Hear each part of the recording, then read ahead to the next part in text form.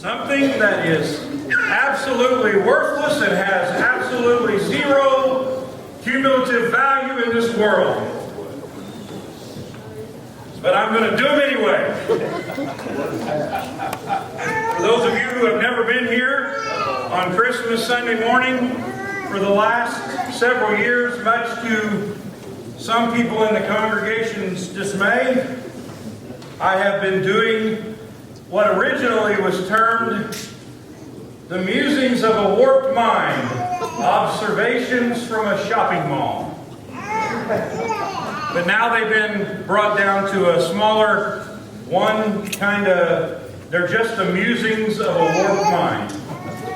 They may be Christmassy, they may not be. In fact, somewhat are, but however they are disturbing in one fashion. Because this stuff actually comes from my mind. And that ought to disturb you. Okay? It's just the way it is. Okay? So I'm going to share this, and I'm going to, you got to follow me. Sometimes when I write these, I'm in a cynical mood. Sometimes I'm in a kind of a cutting mode, or it's got a bite to it. Sometimes I'm just really not quite all there. And you will see all of that threaded throughout this, okay? And I'm going to tell you right now, it is just what it is, okay? So here we go. Musings of a Warped Mind, 2012. I start off trying to win favor with a certain gender in the congregation. Elves are the workers, reindeer the transportation.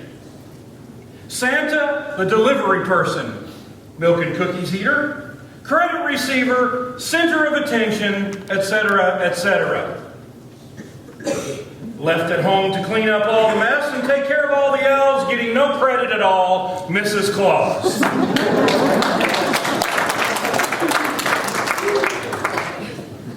Number 2. So that's how deer droppings got on my roof.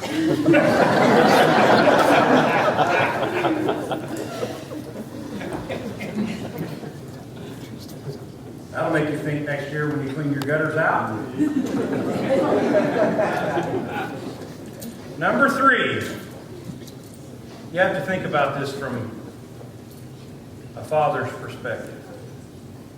It would be a terrible trick for mommies to replace the chocolate chips and the cookies with X-Lax.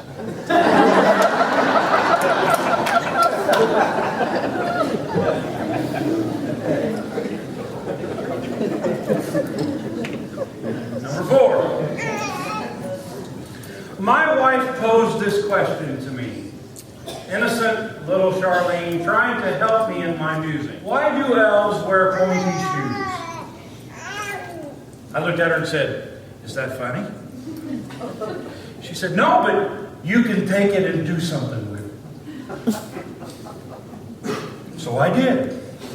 Why do elves wear pointy shoes? Possible answer. Now you got to follow me here, people. Okay? Pay attention close. This is going to change your life. Possible answer? Elves have one large toe that grows to a hideous-looking, sharp point with a triangular toenail that is shaped like a talon, to be used in the event of a reindeer uprising when that egotistical red-nosed do-gooder leads an insurrection to overthrow Santa and take control of Christmas, thereby forever requiring the day to be called a holiday and not Christmas.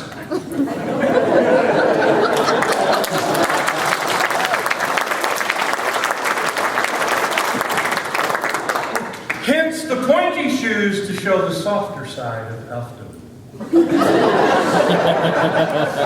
I really like that one.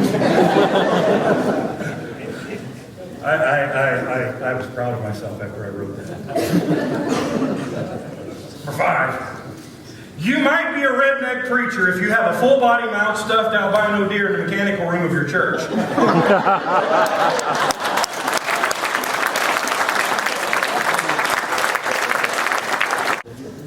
News alert! News alert! and 8 reindeer, without the guidance of their shiny-nosed leader, have fallen off the fiscal cliff. Do you think the elves ever wonder what it would be like to replace the stuffed animals with real animals? Oh, I got a Winnie the Pooh bear. No, that's a real bear. I can hear the sinister laughing of the elves as they envision parents scrambling to explain to their children why baby bears don't make good pets. Number 8. News alert! News alert! Santa and the reindeer have narrowly averted the fiscal cliff. Laughing as they flew away, one was reported to have said, "We create these catastrophes so the people can see how important we are."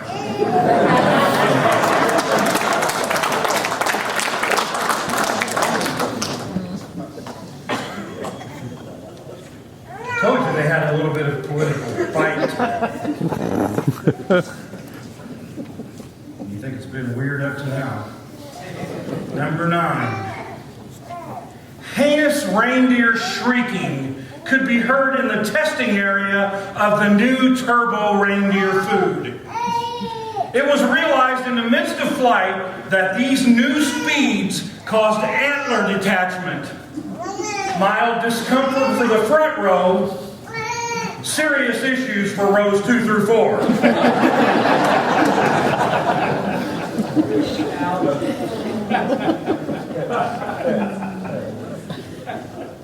Number 10. Woo! Yes. Not the last one. There are more. Number 10. I've eaten so much spiral cut sugar glazed ham that now when I see a pig I envision it with perfect concentric lines 1/4 inch apart running from his knees to his hips. Ah, these are the good old days. Number 11. Wouldn't these musings be better if Pat Brown were sitting beside me?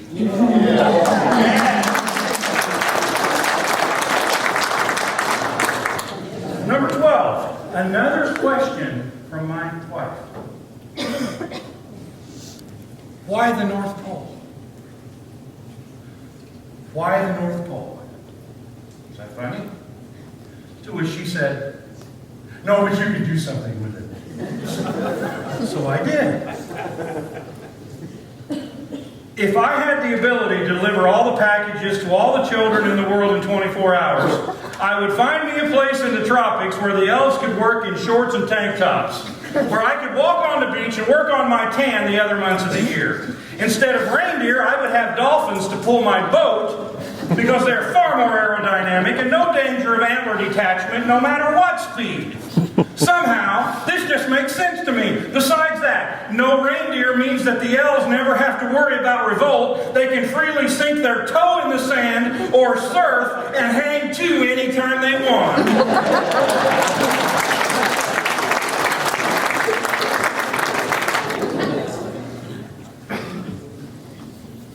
And I always end with number 13, the last several years anyway, because I do not believe in luck.